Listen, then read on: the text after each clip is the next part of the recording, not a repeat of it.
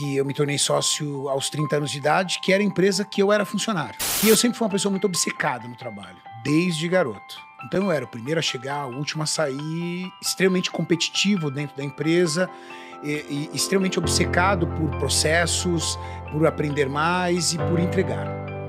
Saí e eu tinha um filho de 5 meses, cara. Morava de aluguel, fudido. Fui lá no outro dia pedir demissão. A minha vida aconteceu tudo muito rápido. Com 20 anos de idade, 20, 21 anos de idade, eu tinha coleção de cheque sem fundo, cara, pra poder dar conta da faculdade. Cheque sem fundo que eu tinha passado mesmo, caloteiro mesmo. Com 24 anos, eu já tinha toda a minha vida estabilizada. Com 27 anos, eu consegui juntar o meu primeiro milhão. Com 30 anos, eu já tinha alguns milhões para comprar os 50% da fábrica.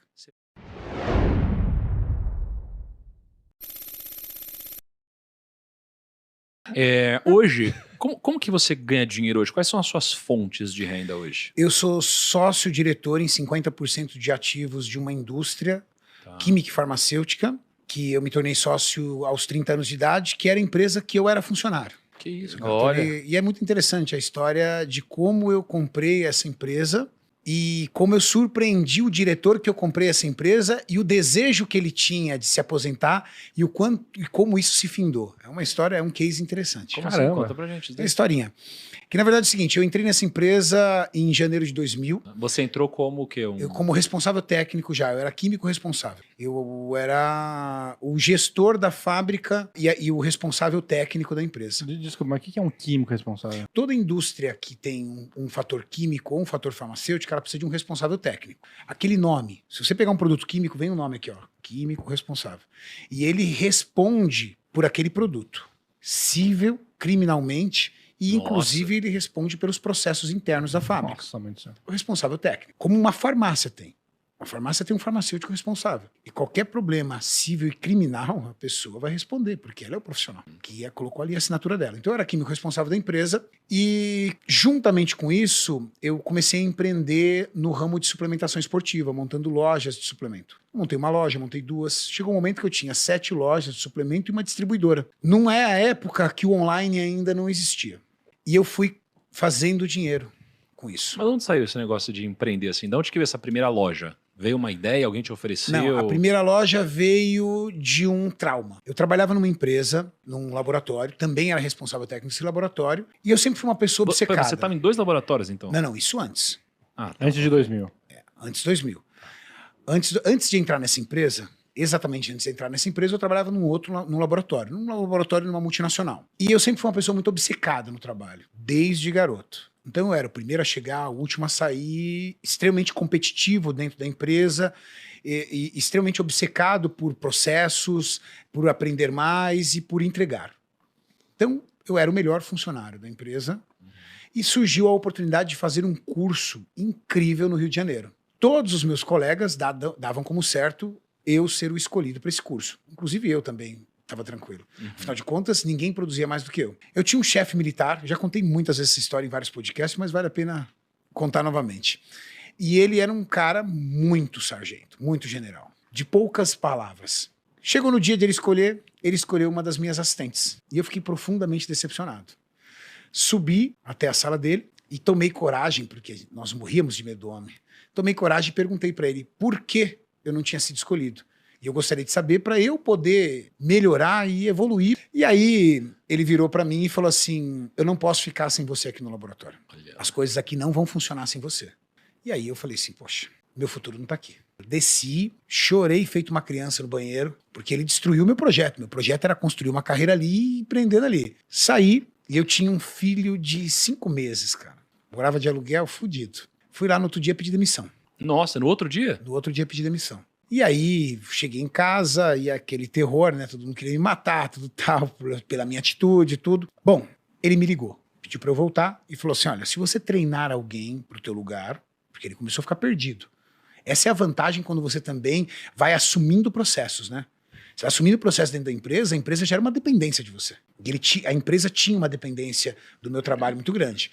Ele falou, se você treinar alguém pro seu lugar, eu demito você e você tem aí todas as suas rescisões e todos os seus direitos trabalhistas em mãos. Ok. Treinei alguém pro meu lugar, demorou aproximadamente 30 dias, recebi R$4.500. Esses R$4.500 viraram uma primeira loja. Abri a loja com R$4.500 e entrei nessa empresa, Nossa, mas naquela que época, eu sou sócio. naquela época, 4 mil... Devia ser equivalente hoje a uns R$25.000. Tá, mas aí você montou a loja, Montei você a virou loja. um químico ali. Aí eu trabalhava na outra empresa. Aham. Então, o dinheiro da loja, eu fui abrindo outras lojas. Mas a ideia de montar a loja foi porque você tomava o suplemento? A ideia de montar a loja era porque eu conhecia desse mercado. Eu entendia disso. Já treinava desde os meus 16 anos de idade. Consumia suplementação. E entendia o que as pessoas queriam na suplementação esportiva. E eu acreditava. Eu entendia daquilo. E consegui identificar um local que eu via potencial para poder ter um comércio desse ramo. Pelo volume de academias que tinha e pela falta de uma loja nesse segmento. E aí montei a primeira loja, trabalhando na empresa, deixava o dinheiro lá, montei a segunda loja, montei a terceira loja, e cada loja que eu montava, eu fazia um mapeamento de todos os locais, da forma, da capacidade de retorno que aquele local tinha para o comércio.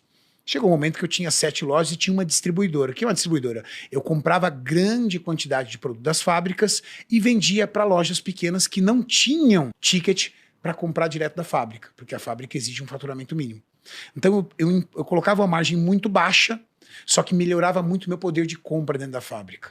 E melhorando meu poder de compra dentro da fábrica, eu tinha lucratividade nas lojas.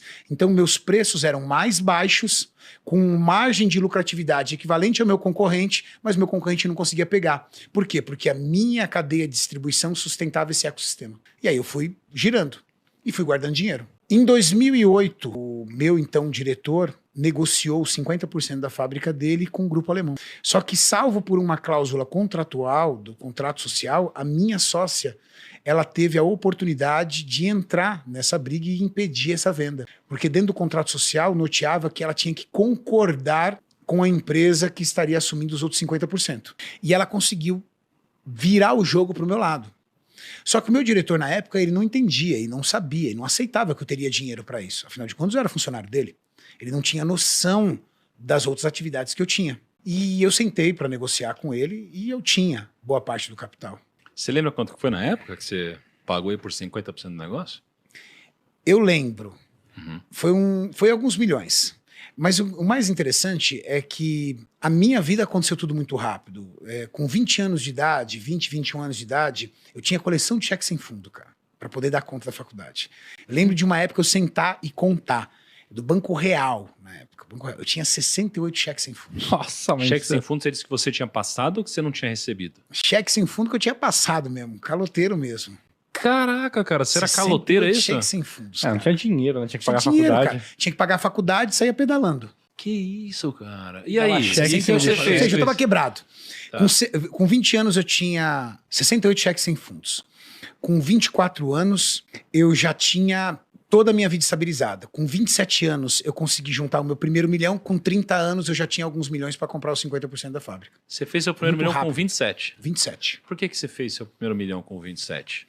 Por causa das lojas. As lojas, elas Foram que as te deram lojas, esse... não foi o salário. Aham. O salário... Chegou um momento que as minhas lojas eram tão fortes, e a minha distribuidora tão forte, que eu sentava com os meus amigos e eles falavam assim, cara, não entra na minha cabeça porque você continua funcionário dessa empresa. Não entra, não tinha sentido. Tipo, você não podia virar sócio, crescer lá dentro, era um negócio mais... O seu chefe tava meio te sabotando ali. Na verdade, não era nem que o meu chefe estava me sabotando. Na verdade, dentro da empresa, eu era um funcionário. E, teoricamente, não me alçava a ideia de me tornar sócio. Isso foi muito rápido. Mas o mais interessante foi o pensamento do meu diretor. Durante anos da sua vida, ele sonhou em se aposentar aos 60 anos. Ele falava, 60 anos, eu não trabalho mais. E todo dia ele fazia um xizinho no calendário dele. Quando ele vendeu a fábrica para mim, ele tinha 58 para 59 anos. Ele fazia em junho, ele vendeu a fábrica para mim em março. Entramos num acordo, paguei uma parte, tive que vender uma parte das lojas para poder pagar ele. Então também fui criticado pra caramba pelos meus amigos que eu tava com um ramo da suplementação esportiva extremamente consolidado e eu queimei. Saí queimando para poder comprar a fábrica. Eu consegui Que ano ver... que foi isso daí? 2008. Tá. Eu consegui ver que a fábrica ia ser muito mais promissora do que aquele trabalho que eu vinha fazendo. E aí eu comprei a fábrica com ele com 58 para 59. E ali ele foi tocar a vida dele. E aos 60 anos ele disse que se aposentaria. Com 59 anos e faltando 6 dias para completar 60, ele morreu. Que isso, cara? Faltando 6 dias para completar 60 anos, ele teve um ataque fulminante e morreu. Caramba, meu. Nossa. É interessante, né? Cara, Triste, hein, cara? aquilo foi tão marcante para mim e para minha sócia da fábrica que eu tentei tirar um aprendizado disso, de ver, porque eu vi o cara. Durante anos da minha vida eu vi ele falando, porque com 60 anos eu não trabalho mais. Ele ficava o tempo todo falando isso. Era a obsessão dele. Então, às vezes, por exemplo, ele discutia com a minha sócia e ele falava assim, eu tô avisando, se eu não arrumar alguém para comprar minha parte na fábrica, entendeu? A gente vai fechar isso aqui, porque com 60 anos eu não trabalho mais. Ele tinha dinheiro guardado, sempre foi uma pessoa muito conservadora, de hábitos simples, tinha dinheiro para tocar o resto da vida dele tranquila. Faltando 6 dias para completar 60 anos, ele morreu. Ou seja, cuidado com o que você pede. Caramba, cara. Tem que tomar um pouco de cuidado com o que você pede, porque às vezes você pode ser atendido. Sei lá, se Se você acredita em aposentou, Deus né? por Deus, Se aposentou. se você acredita nas energias pelas energias, mas ele disse que ele não ia mais trabalhar. Não falou como.